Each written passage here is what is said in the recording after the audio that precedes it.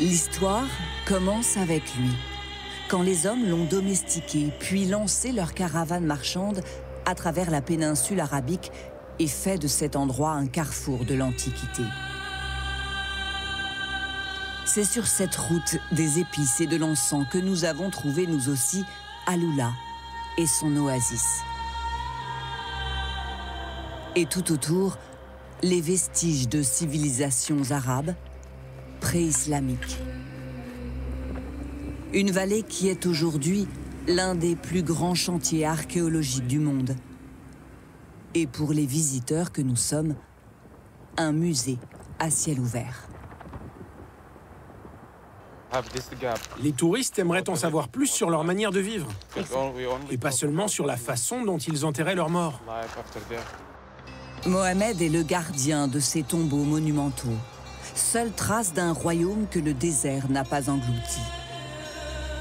Celui des Nabatéens, au 1er siècle avant Jésus-Christ. Des nomades descendus de leur capitale Pétra, en Jordanie, pour construire ici une nouvelle cité.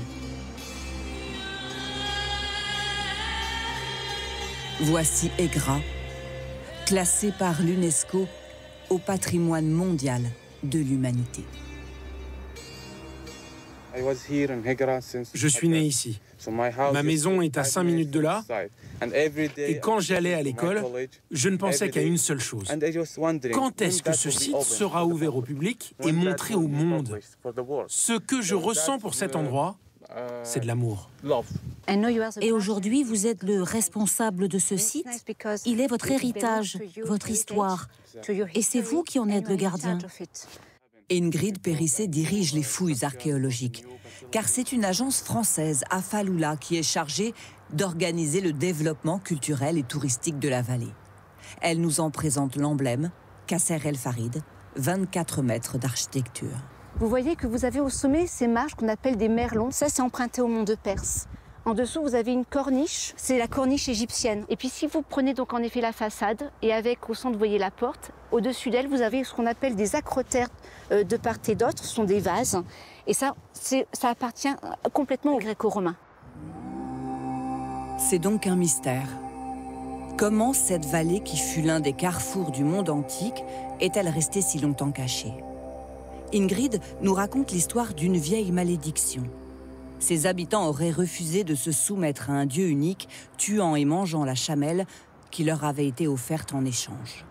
Si bien qu'en 630 de notre ère, quand Mahomet, dans sa conquête donc, de la péninsule arabe, passe à proximité du site de Egra, il interdit à ses troupes, à ses fidèles, de s'arrêter ici, de boire l'eau, de parler aux gens, parce que ce site est maudit.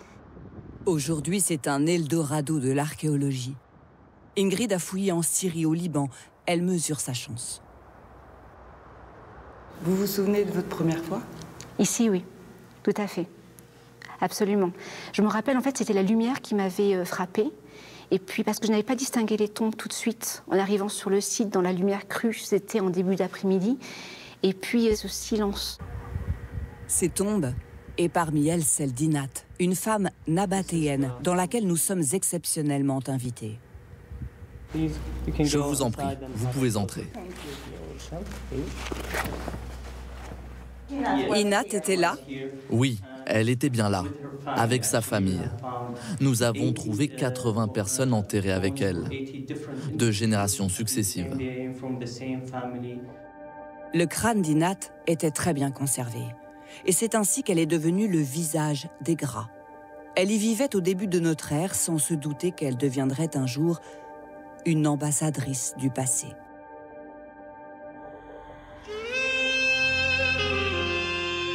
Nous poursuivons notre route dans les sables du temps pour remonter encore le cours de l'histoire, direction d'Adan, la capitale de l'ancienne Arabie entre les 6e et 2e siècles avant Jésus-Christ.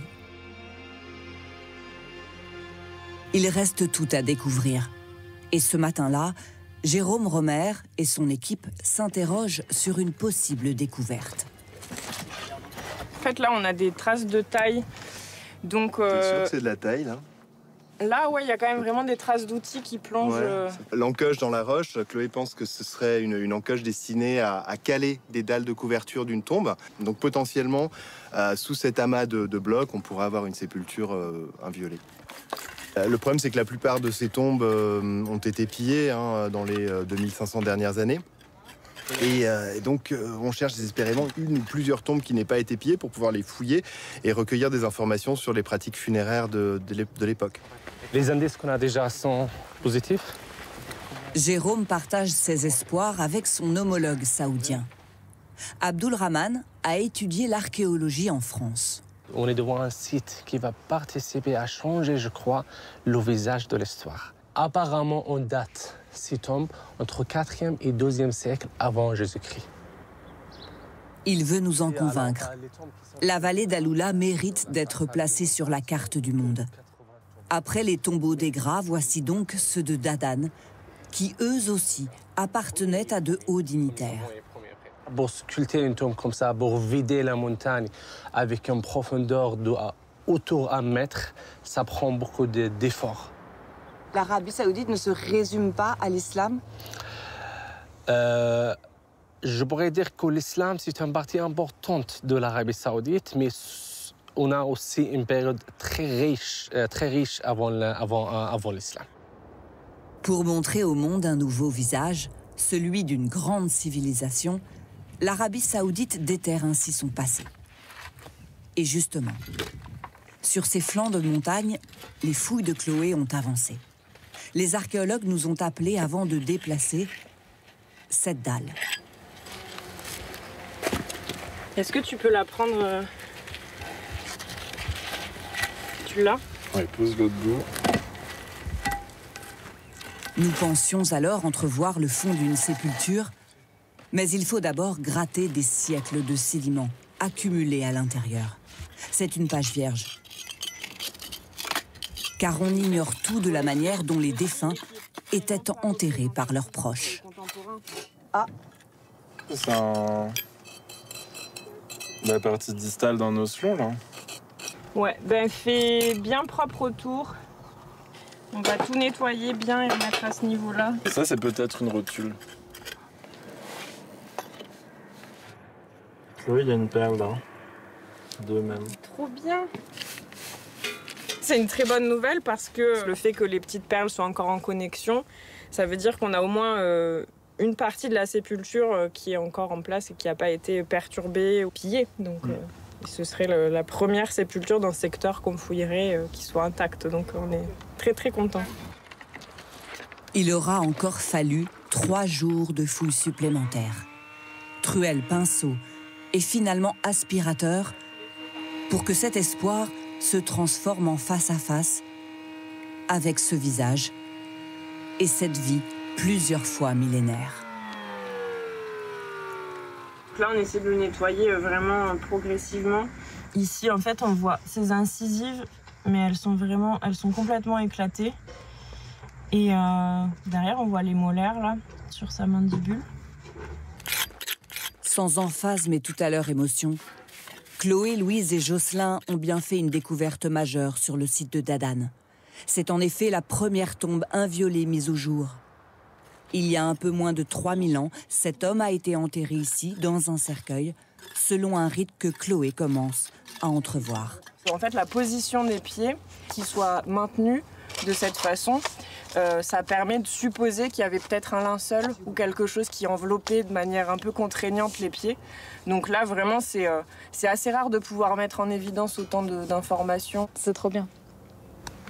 Amazing. Amazing.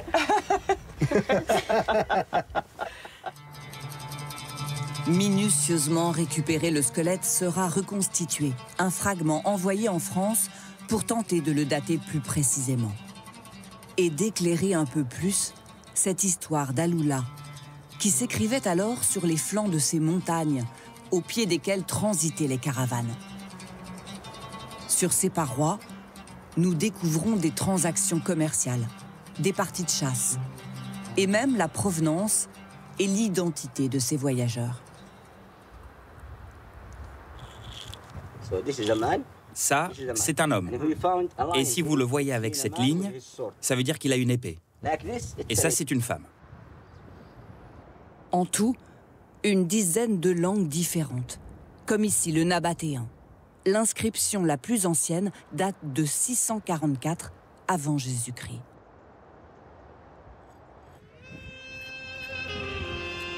La région d'Alula est ainsi habitée depuis la préhistoire. Et la vieille ville, elle, est millénaire. Nous partons explorer ces ruelles en terre cuite, abandonnées par ses habitants dans les années 80 pour l'électricité et l'eau courante des nouveaux quartiers. Ça, c'était la rue de ma famille. Tout le monde se connaissait. Ahmed est notre guide pour ce voyage dans un passé dont il est si fier. Voici la maison de mon père. Je vous laisse imaginer. Ici, il y a des milliers d'années, c'était une capitale, un comptoir commercial. Quand les caravanes arrivaient à Alula, alors elles survivaient, parce qu'il y avait de l'eau, des dattes, de quoi se nourrir dans ce désert. Aujourd'hui, c'est notre mission, à nous autres dont les parents sont nés ici, montrer tout cela. C'est lui qui forme les guides, comme les Yals qu'il nous présente. Des jeunes nés ici, pour certains formés en France. Ces pierres-là proviennent de Dadan. Y compris auprès d'archéologues, pour apprendre à mieux raconter l'histoire des lieux. C'est bien.